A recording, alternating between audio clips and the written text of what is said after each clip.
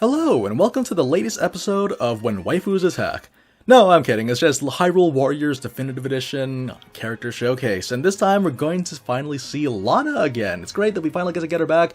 Of course, she does have 3 weapons, and this next weapon is arguably her best one. Between this and the Book of Sorcery, the Summoning Gate is a very, very powerful weapon. In fact, some would even go as far as to say that's one of her better ones. Of course, that's always up for debate. Part of the reason why the Summoning Gate is so popular is just because of how fun the moveset is. The moveset is very random. There's a very large element of randomness to it, and that's part of the reason why people enjoy it so much, because with the randomness and with all the risks come high rewards. And what I'm talking about, of course, is the 1 in 4 chance to actually get an Argorok. When you have that 1 in 4 chance and you get the Argorok has fantastic single target damage and area of effect damage, which you'll be seeing fairly shortly. So the core concept of Lana is that when you use a strong attack, she is going to summon any of the 4 boss enemies that you've been fighting throughout the main campaign.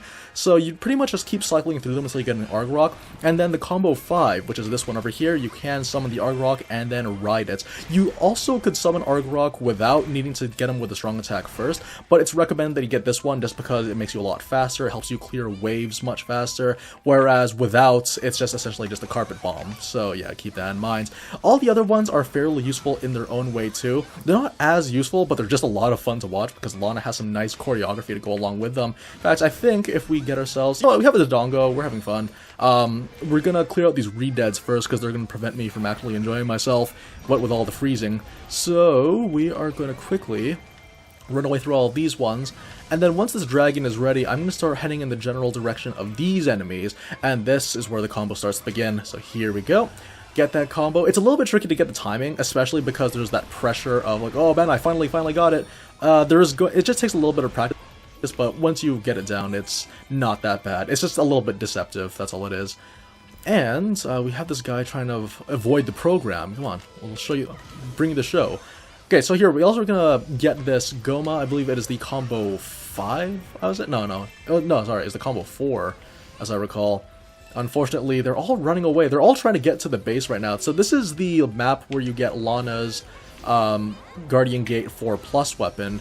So we're gonna try to get this as long as he just stays. I wish he would attack me, in the very least. Just attack me, please. Okay, so now summon this Goma while we still can. And we're gonna try to go ahead and summon some more while we can. Okay, so this is another one with the Manhandlas. So here we go. Get some nice choreography with this one too. Oh well, if it would let me. So here we go. Yeah, so yeah, you get this nice little thing going on. Unfortunately, I missed the timing a little bit, so what happened there is that aura surrounding you, it disappears after, I believe, like 2 combo attempts. Not necessarily the combos themselves are what gets rid of them, but the 2 attempts is about the amount of time that it takes, so yeah, keep that in mind too. There's a whole group of enemies, and I'd love to get a dragon on them, so here we go. The nice thing about this, though, is just how fast it makes you, too. You're able to clear very large groups of people. We've already gotten to, like, 600 and nearly 700 by now. Now we're at 700. Really, really fast clears. Like, extremely fast clears. The only issue with this, though, is that, like, the only reason why we had this many clears is just because everyone's there.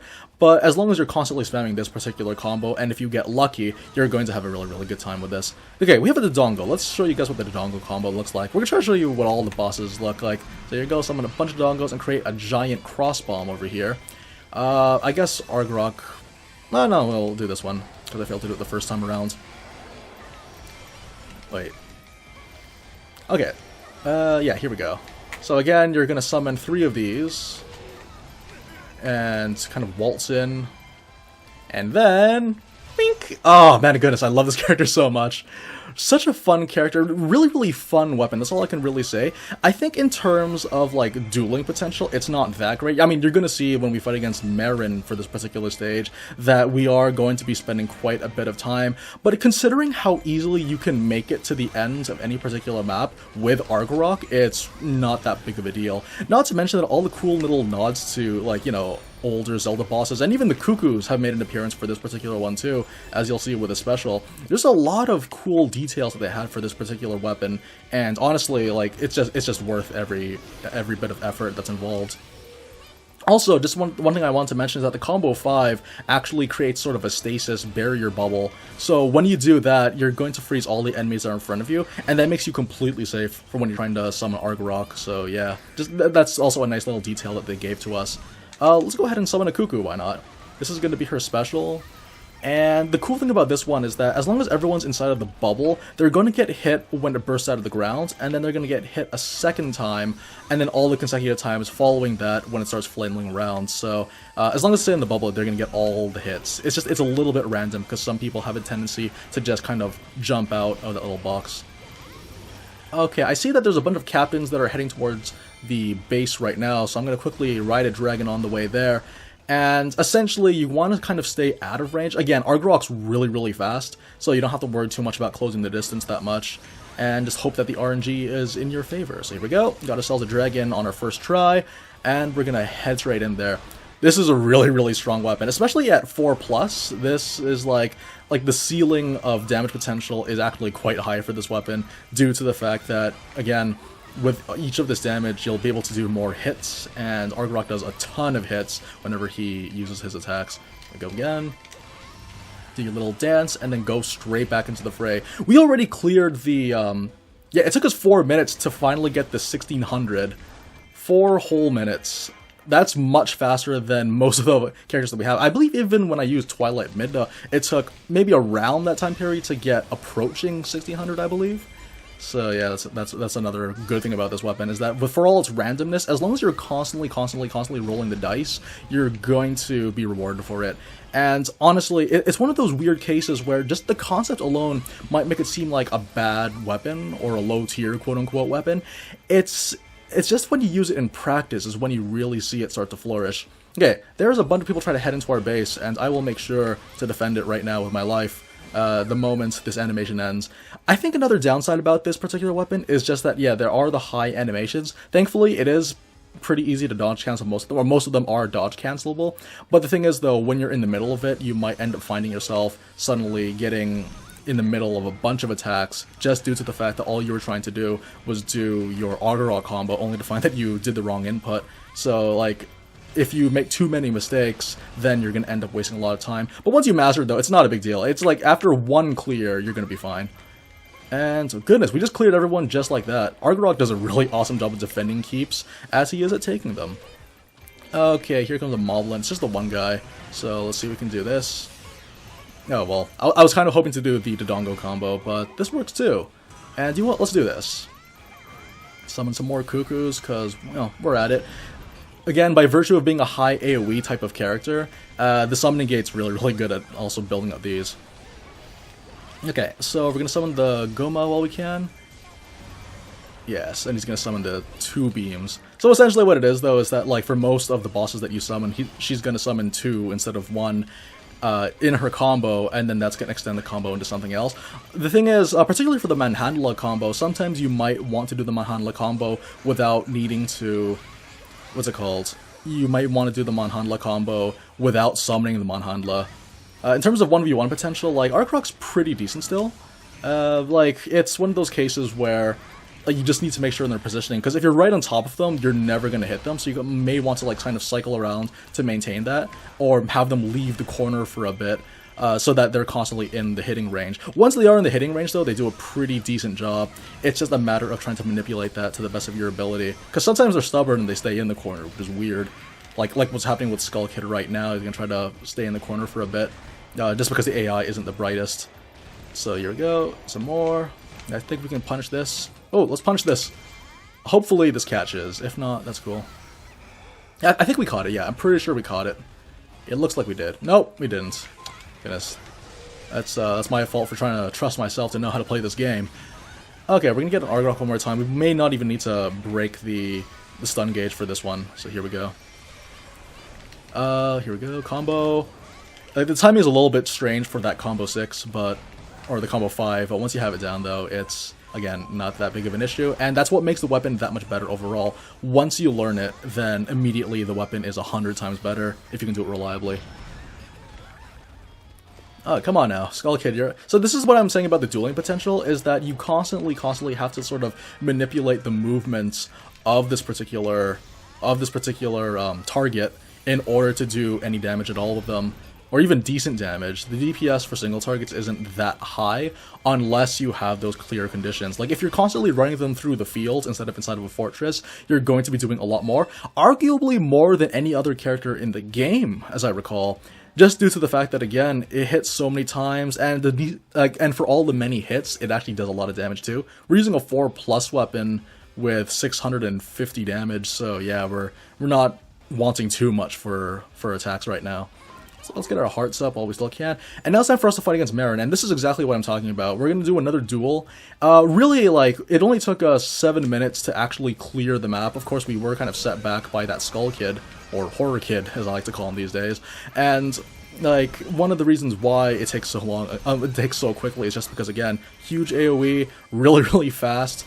It's just a matter of RNG. But even without the RNG, like, you can still do fairly decently. It feels like it kind of works in our favor most of the time, though, so, you know, it's not all bad. So again, oh, she is suspended in the air, so we lost a lot of DPS for that one. That's okay, kind of just get what you can while you still can. And... oh, I was kind of hoping to break that gauge. That's fine. So, one of the other useful things about this particular thing, too, is that since you're constantly trying to keep your enemies away from you while you're trying to get that Argorok, most of the other combos do a pretty good job, or most of the other summons do a very decent job of keeping the enemies away. Oh my goodness, I missed so many hits that time. See, this is exactly what I'm talking about, though. Like, most of the 1v1 potentials effectively lost, just again due to the fact that I think they kind of designed it around, well, everyone should be dead by the time Argorok sets his sights on them. So we're trying to get that over here right now. Okay, so yeah, okay, that was a little better. It's just a matter of timing it. And also, since we're outside of the fortress, that might make things a little bit easier right now. So what I'm going to do, Marin's smack in the middle, so I'm going to just drive right through, and hopefully we'll carry Marin with us the entire time, the moment I get my dragon. So here we go. Okay, and then we run Marin all the way through. All the way through. Oh yeah, look at that, look at that. Oh, that is some nice damage. Yeah, just make sure you don't corner them, essentially. You have to make sure that you never corner them. And I think 2 more should be good if the RNG is in my favor this time. It shouldn't even take that long. Not to mention that also Goma has that amazing poke damage from a long distance, which is really, really, really welcome. Here we go. So we're going to do the exact same story. Maybe we can try actually finishing Marin by breaking the stun gauge. See if that works. Oh no! Oh, camera! Oh, Canada! Alright. Okay, so she's going to do a combo here. I don't think I caught it in time. It's really weird, because in comparing this game to Fire Emblem Warriors, the free... what's it called? The room that you can... oh, yeah, like the room that they let you have for punishing the gauge is a lot longer in that game than in this one. In this one, like, you saw that it was there, the stun gauge was broken, there was the glowy ring around her, and I still didn't have enough time. So again, hopefully this should be enough damage. If not, then we're just going to go ahead and then spam our combos, because why not? Oh my goodness, she's relentless, this Marin. Ugh, like there can only be one diva in this entire roster, and it won't be you. So yeah, this Cuckoo should do it. Also, by the way, yeah, people don't remember this, but in Link's Awakening, what happens is that if you start wailing on the Cuckoos while Marin's around, she'll chastise you for it. But then if you do it enough times, she actually starts cheering you on. So this is kind of her comeuppances with this Cuckoo. Oh, this is such a fun weapon to use, I have to say. It's really, really fun. It's so strange because it doesn't feel like you're doing much in terms of covering grounds. Like, it's not like you're always in enemies' faces and bashing them in with your swords and axes. You're actually doing much more in terms of performance and overall effectiveness for your map. And honestly, I can't see why something as gimmicky like this can't also be considered extremely viable if your ends are just clearing up maps as quickly as you can so that you can secure your objectives as soon as possible. And that's exactly what we have with the Summoning Gate. The Summoning Gate is such a gimmick of a weapon. I was actually really surprised when I looked back at this weapon and thought, this is actually a really good weapon. And it's not because there's anything about it that means like, oh, high combos or high instant damage, but rather how it manages to take on a bunch of jobs and how it's able to clear out AoE so reliably in comparison to every other weapon in the game. So yeah, as you can see over there, the main idea is just use Argorok most of the time. 95% of the time you'll be wanting to use Argorok, and then the other 5% is just you want to see Lana's dances for the other ones, like I do sometimes. But anyways, guys, 2800 KOs in less than 11 minutes, and this was a really fun one. So, thank you very much for joining me on the Summoning Gate showcase, and as usual, I will see you guys next time. Take care, everyone.